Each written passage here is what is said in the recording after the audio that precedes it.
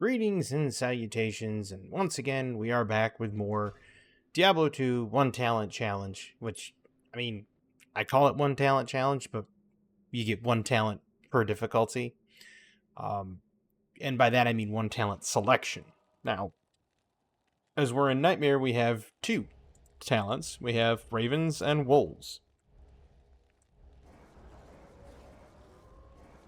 And I have to try to manage to make it all the way through Ravens and Wolves, all the way through Nightmare with just Ravens and Wolves.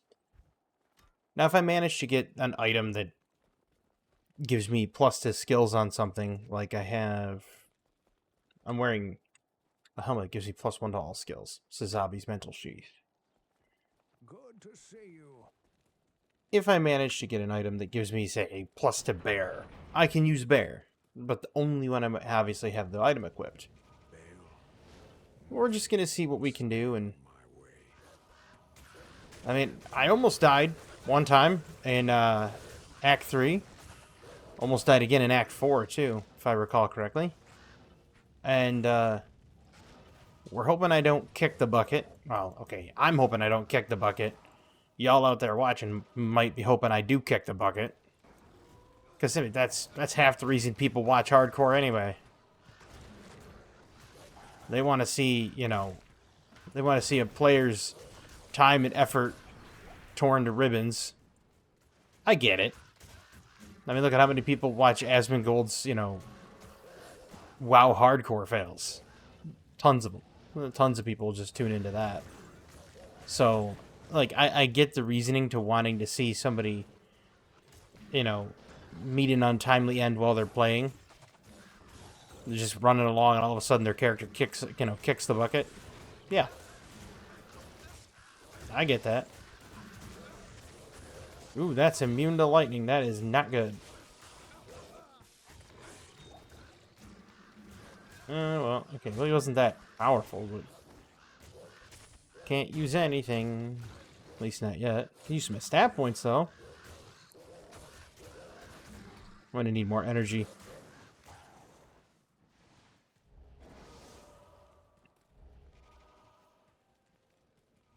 Once I get to hell difficulty, I'm gonna be putting my points into firestorm. And that's if I make it to hell difficulty. So I'm gonna at least be somewhat realistic here. That's if I make it. There's a lot of real estate between me and hell difficulty.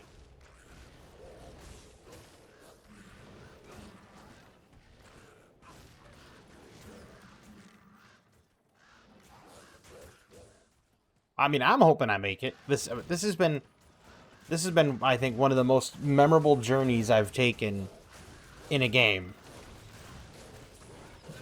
Has been this whole thing, and like I said, if my character dies, I'll just start over.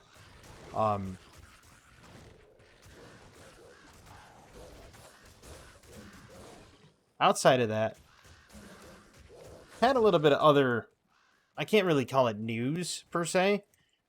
I was playing some Black Ops 6 on and off today, and I was having a really good time. And I like how the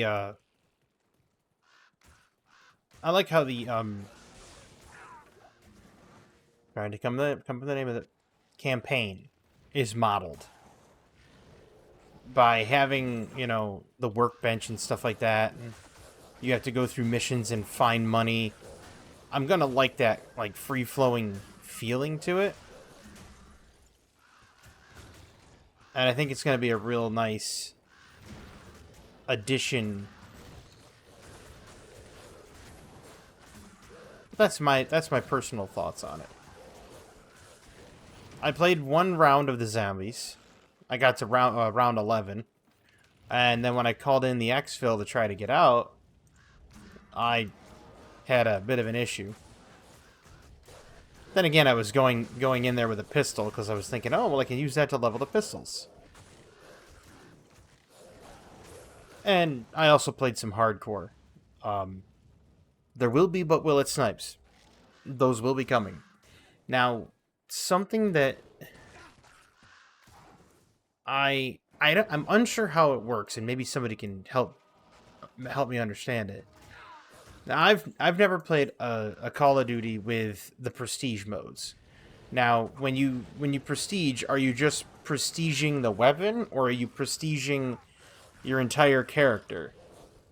Because if you're prestiging the entire character and it basically takes away all of your perks and everything, that is going to be absolutely awful.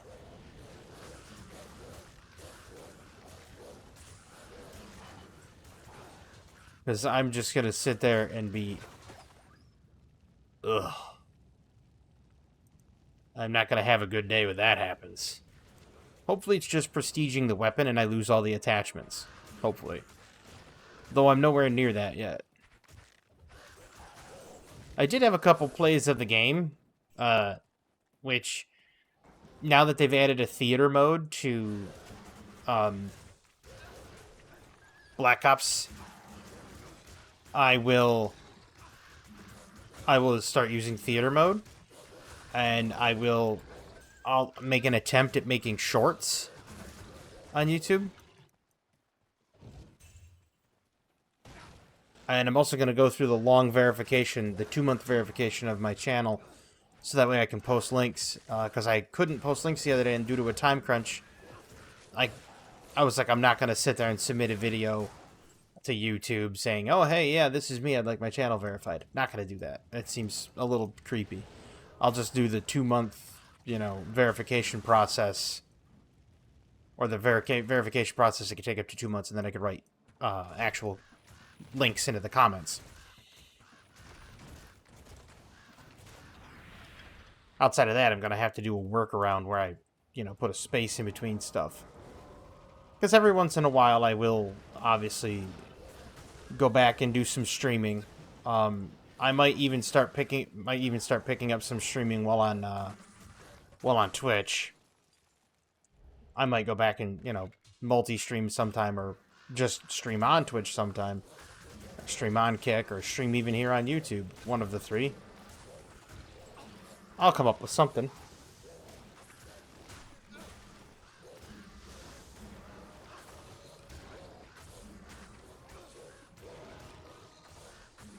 I don't know how it's going to turn out, but I've been having a good time with everything so far. I'm looking forward to playing more Black Ops. I'm looking forward to do a But Will It Snipe. The downside is that there's no really long maps. Like, I think the biggest map I've seen so far is that would at least allow a sniping style match to occur. It's not... what is it called? It's not Scud. It's not Derelict. I'm trying to figure out which one it is. I was playing on it earlier. And when I figure it out, I'll let you know. And I'll tell you. But it's got a couple of good sniping spots, and I think that's the only one that'll actually fit it. Other than that, I don't think you're going to have any sort of, like, sniping areas that are that impressive. Also, I'm not a fan of the sniper scopes that they give me for the sniper rifles. Because there's, like, maybe 2 that don't have a scope glint, and it's like, I don't like scope glint. So I might just use marksman rifles instead.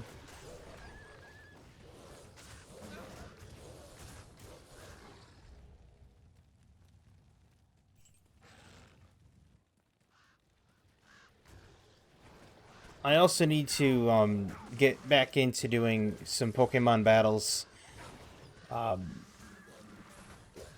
Some Regulation H. I started a concept for 2 teams, one of which works somewhat, and I'm hoping to iron it out a little bit further. The other one, I don't really know what way I want to go with it. I'm thinking it's going to be just really heavily leaning in on the Colossal. But if I lean too heavy on just one, it could become almost too weak. So, I don't know.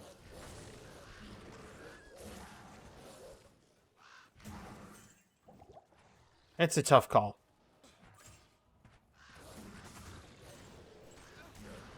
Because if you think about it, right, you build a team, and then you sit there and you're like, I want to add this one Pokemon to it. So you add, like, let's say I'm building around this Colossal, okay? So with the Colossal, I think to myself, well, I want to add something that's going to, you know, assist him in such a way to give him more damage, or to slow down the opponents. So you start thinking about putting other stuff on there that can use, like, Icy Wind or Acupressure, and then you kind of go off the rails, and you end up making a team that is in no way synergistic at all. And you almost have to kind of sit there and edit in your head how you want to edit your team to get the exact blend that you're looking for. Otherwise, it's just not going to work.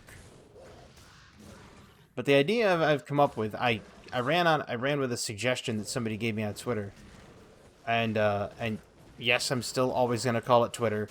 That's never going to change, because I use the website and not the app, and I put in twitter.com and it takes me right there. So it's Twitter, and it always will be. But no,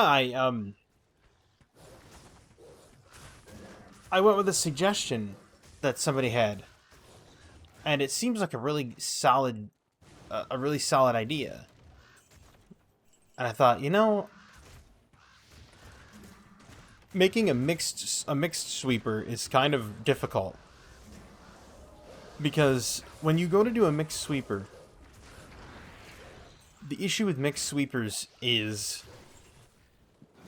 even though you max out their 2 attack stats, right, attack and special attack, and you invest 252 effort values into it, if you choose a neutral nature, you're shorting yourself 10% of one stat. However, if you lean into the one stat, whether it be attack or special attack, you almost want to not lean into the one stat so hard, because it makes it feel like, I don't know, like, it's like you almost want to switch out all your attacks for that one stat.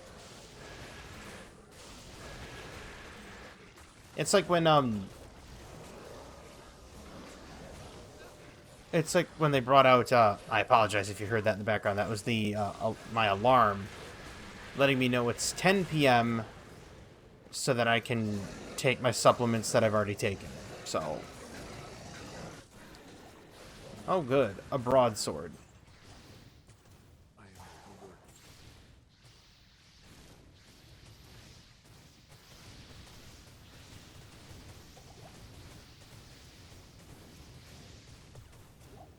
Wow, game, that was Have been silenced. Now, mind you, I don't have a weak system by any means, because I get absolutely perfect frame rates on Black Ops 6. And that was so much particle detail for Diablo 2 that it was lagging my system. That's bonkers. Good day. No, it's like you get stuck in this idea of wanting to lean heavier into one attack stat. And when you lean heavier into that one attack stat, you're kind of stuck between a rock and a hard place, because you're either really stuck investing all of your time and attacks, like, into the one attack stat, or you have to, like, break rank with that attack stat and then hope that you can do enough damage with the other stat to make up for it. this becomes problematic in certain areas in Pokemon because there's very few people that can actually effectively hit for both sides of the coin because they don't have a balanced stat distribution. There are some exceptions. Sceptile, Colossal. Afternoon. I almost wanted to say Blastoise because he seems almost like he could hit either side just as just as heavy. But generally, they lean heavier into one stat than another, and rightfully so. It doesn't mean you can't make the other work. It's just harder to make it work. Except for there's one exception to that rule, and that is something that runs Psyshock.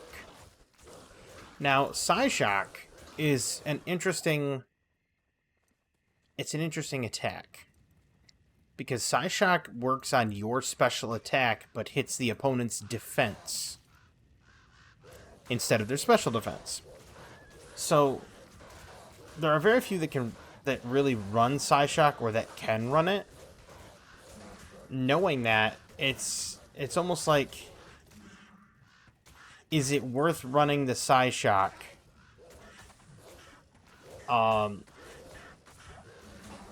Or do you like? Oof, that's tough. Is it worth running something that can learn Psyshock and have less stats? Because it runs Psyshock, it's you. Ow.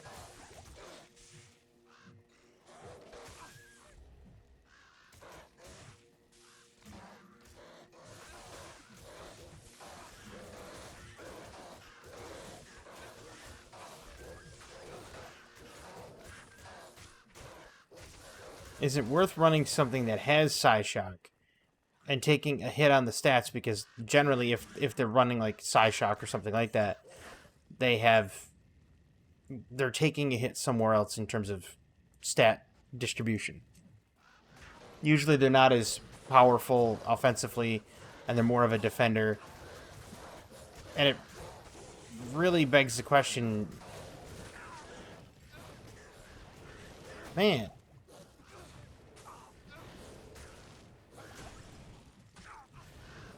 Ow.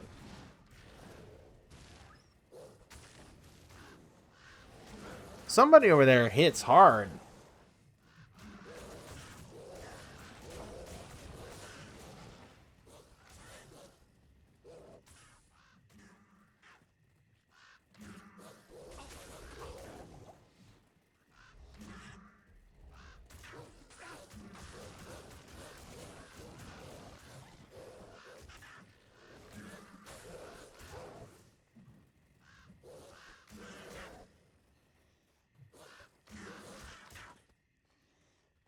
Jeez. Most of my life just got dissolved by those slingers.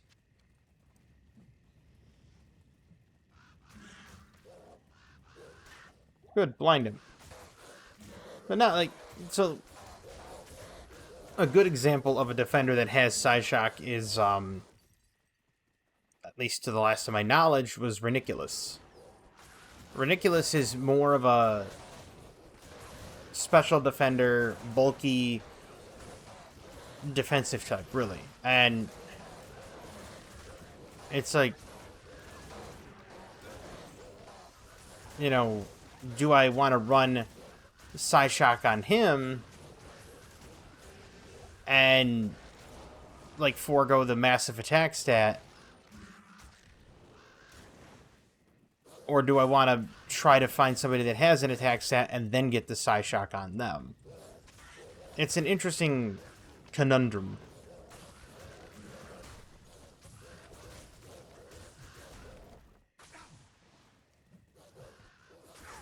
Oh, the slingers have just straight cold damage applied to them at all times.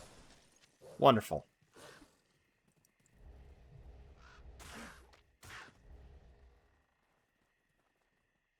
Now, another interesting thing about certain Pokemon, and this is not... I guess I couldn't really say it's a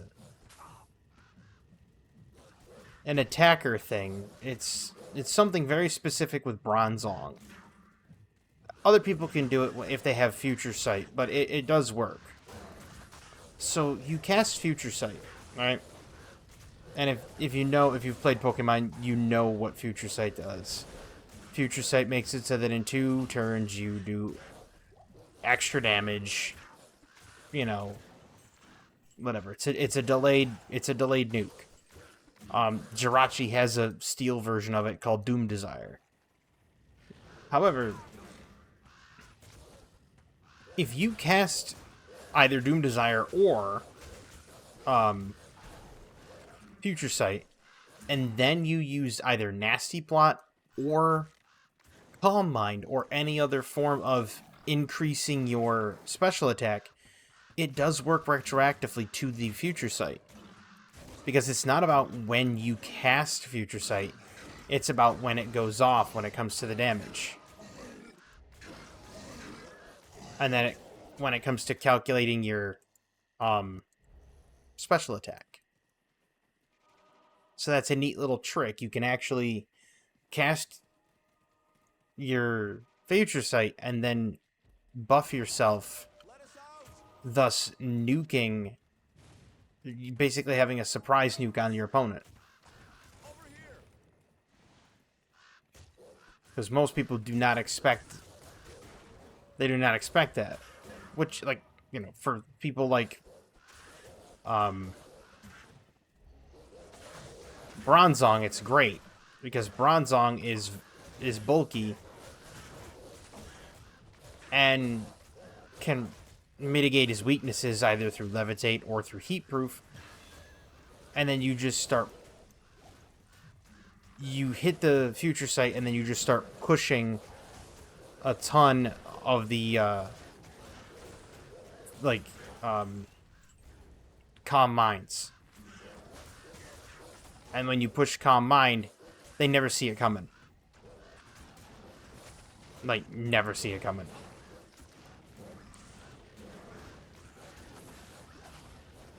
Because they're never ready for it to hit them that hard, so they can't like brace for the impact and either, you know, put up something defensively or switch out. They'll just think, oh yeah, well I'll just change into a different Pokemon that can resist it or be immune, which you could technically swap into a Dark type to mitigate the damage that way. But I don't think it lets you know who you've cast the Future Sight on. I think it just lets you know that Future Sight was used in doubles. I'd have to verify that, because if it says, oh, he cast Future Sight on so-and-so, then yes, they could opt out for a Dark type.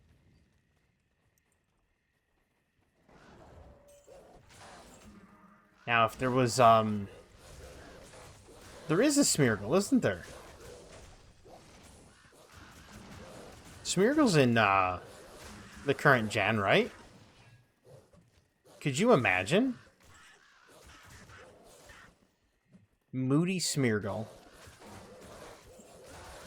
And Moody Smeargle ends up getting Doom Desire from a Jirachi. So you pull a Jirachi out of, like, Pokebank, right? You teach Jirachi Doom Desire. You give it to Smeargle through Sketch. And when you give it to Smeargle through Sketch,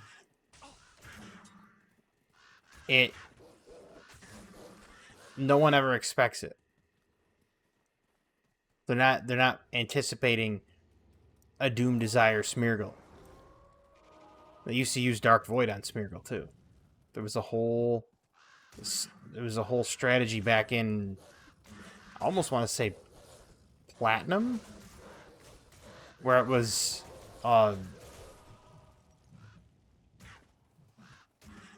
Dark Void Moody Smeargle into Baton Pass, and he would use other things to boost his stats, specifically like minimize and other evasion things.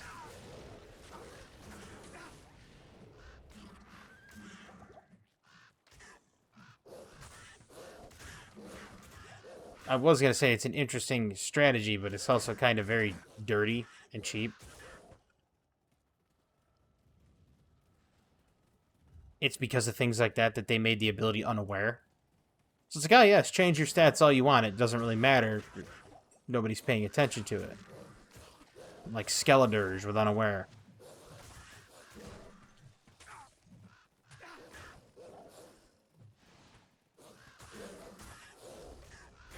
Or, Quagsire or Clodsire. They all have Unaware as well. I think there's one more that has Unaware, and I think it's somebody that's absolute trash, and so nobody really pays attention to it. Might be like Spinda. But Spinda's not in the current generation, so it's like Spinda from last generation. Which Spinda's only contribution was legitimately Teeter Dance. But now that Ludicolo can learn Teeter Dance, it's like, why not just use something that has a better stat line than Spinda?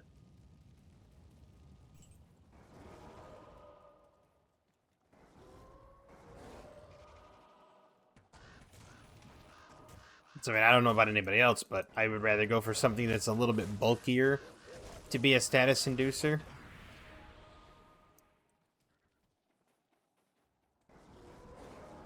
Gone are the days of, like, good Ludicolo. We're talking, like, you know, Rain Dish, Rain Dance, Leftovers, Leech Seed, Scald, Protect.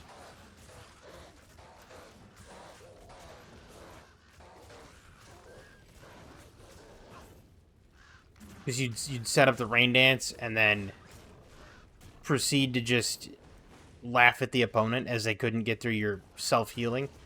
And if they managed to do damage to you, you just popped a Protect and got, like, almost like 3/8 of your health back. It was ridiculous. They took a lot of that away, though.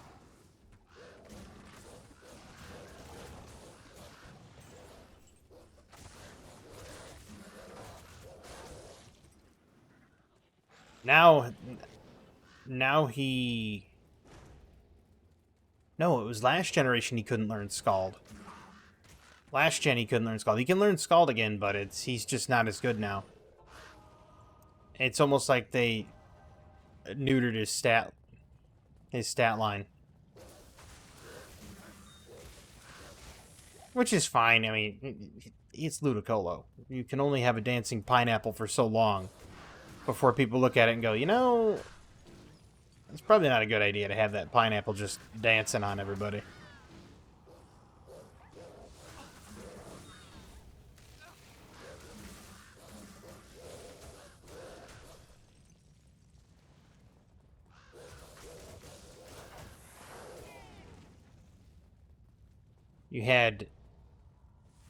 I had a team back then that was Ludicolo, Miltank, and the rest really didn't matter because Ludicolo and Miltank would just carry the team. You'd put Miltank out there and it was scrappy Miltank with Seismic Toss. It was fun because you'd throw Ludicolo out there and you'd have Miltank waiting, and then you'd get like poisoned with Toxic or whatever on your Ludicolo, and then you would just bring in Miltank and then just be like, oh, Heal Bell. There goes everybody's poison and other status maneuvers. It's all fine. Don't worry about it. It was crazy. Legitimately was like the highlight of Pokemon battling back then. I would love to get more people into it. Run my own little tournaments and everything. That'd be great. Chances of that happening slim to none. Is what it is.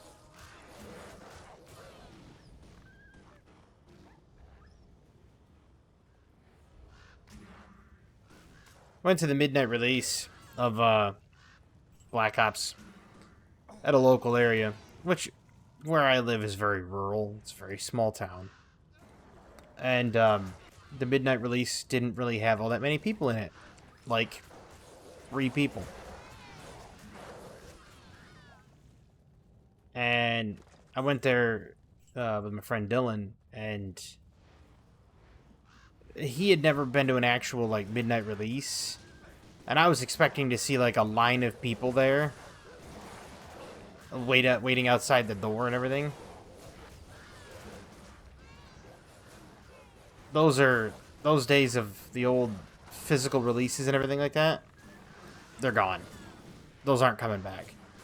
Not unless, the gaming industry offers up incentives for in-person purchasing.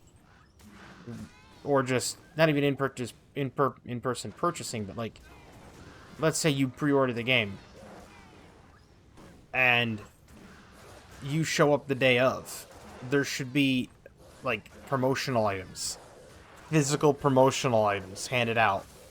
Or physical promotional codes that you have to then input. That let people know, hey, he went to a live event. That would be cool.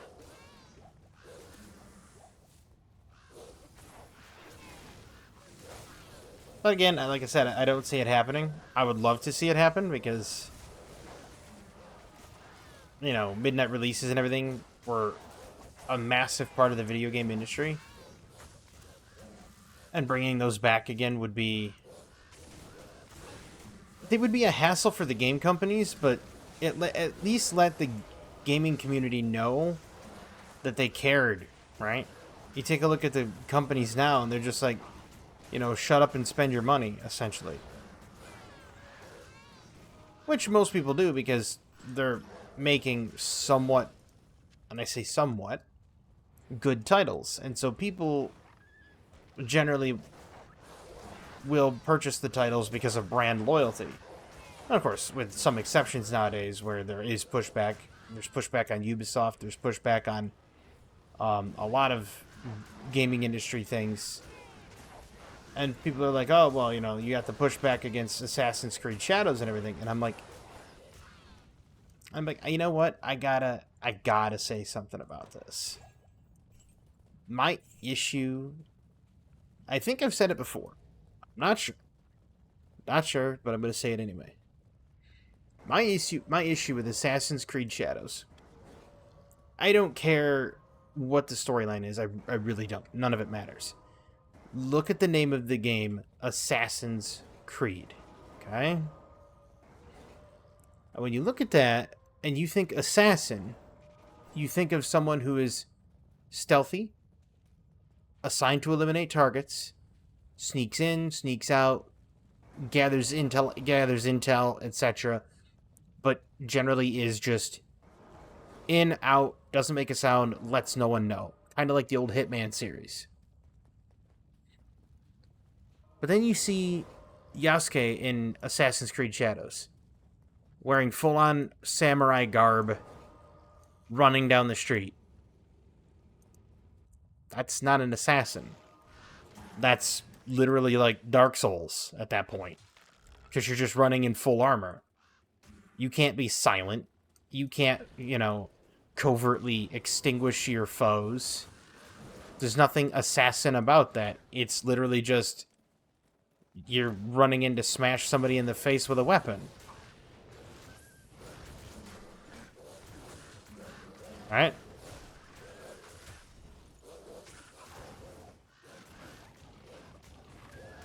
And so they said, well, then you have the female character. She's a ninja, and she's got the stealth part. Okay. Let's first talk about this. They said that they wanted to make this about Japan, essentially, right? Shogunate era Japan. That was their goal, was to make it about, when Yasuke was around and have Shogunate era Japan. Okay.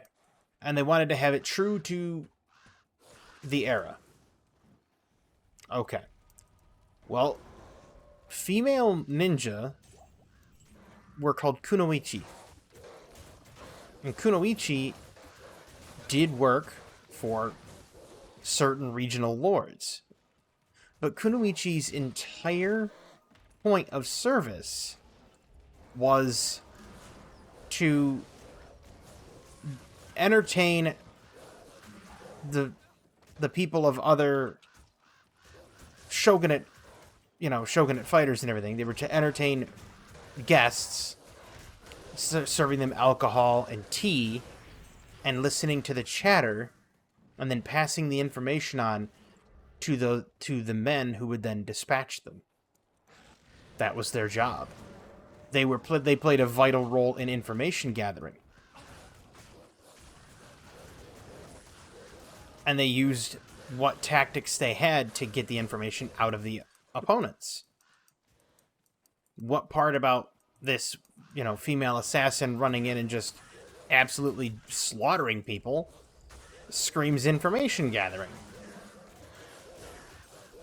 None of it. Which then boils back down to they claimed they wanted to make it true to Japan, but then they make the female character not running stealth intel missions. That's not making it true to the era. So nothing about it screams Assassin's Creed and has it screaming true to era. And I know what people are thinking. Yes, it's been delayed till February. Maybe they're going to do research between now and then. Maybe. I wouldn't hold your breath, but maybe.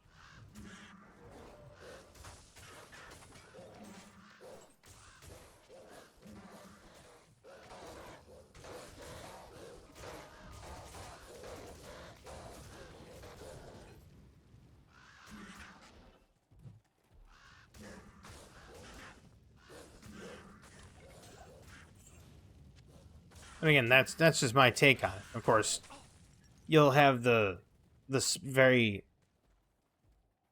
specific people saying things like, well, you're taking the rather, I don't know if they would say a rather sexist approach to it, but they'll frown upon it. And when they frown upon it, they're gonna put up a reason as to why they're frowning upon it is, oh, you said this, and they're gonna ascribe a label to it. Well, hate to be that guy, but no, my reasons for it are because it's not even pseudo historical to the era, and it's the other character's not even an assassin.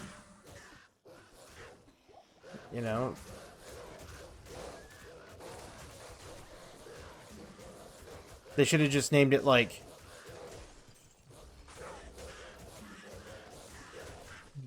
Shadows of the Shogunate or something like that, and just not made it an Assassin's Creed game.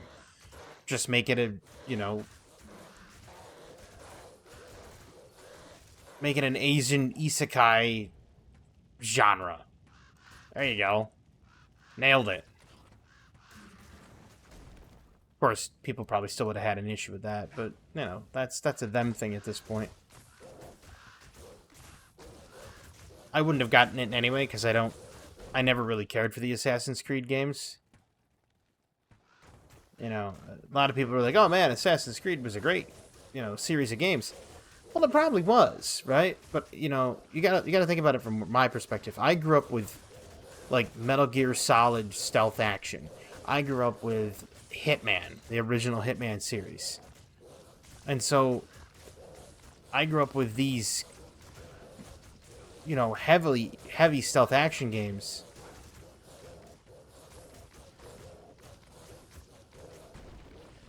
I also grew up with, Splinter Cell. Tom Clancy's Splinter Cell. Now, if you wanted to see a stealth action game that had a really good multiplayer, Tom Clancy's Splinter Cell. Oh, man. That game was insane, and I'm talking the first one. I'm talking the one that had the Spivey Merc. Spivey Merc in the first game was absolutely insane. As the spies, you could go in and extract data. Or you could technically break the mercenaries' necks. The mercenaries were there to stop you from extracting data by killing your spies dead. But it pretty much came down to spies wanting to just break the necks of the mercenaries. And it made the game insanely fun. So it's like, you know, pro tip to all the people out there. If you want to make a fun game, if you want to remake a game and you want to make it really fun, Help you? take the first Splinter Cell and just make the multiplayer. That's it. Good to see you. Just sell legitimately a $20 remake of Splinter Cell, the very first Splinter Cell multiplayer, and it then just sit there and watch it print money. Anybody that played it and played that multiplayer would know exactly what I'm talking about. It legitimately was that good. But considering I'm already at 40 minutes, I'm going to leave this episode right here. Ooh, wait. What's my mercenary wearing for a helmet? Oh, yeah, the undead crown. Never mind. Gives him lifesteal. Goodbye, Cask. Oh, wait. Ooh, fire resist charm. That's a small fire resist charm? That was amazing. I'm going to leave that. I don't need that.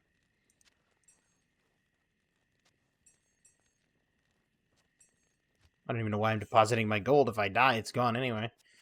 But yeah, I'm going to leave this episode here. I'm going to do my daily Japanese that I haven't done yet, and I don't want to lose my streak, my daily streak. So, and then I'm going to pick up the next video right where I left off. I hope you enjoyed it. Even though I didn't go off too much into a philosophical jaunt, I know I enjoyed it. But I hope everybody has a fantastic evening, a wonderful tomorrow, and as always, have a good one.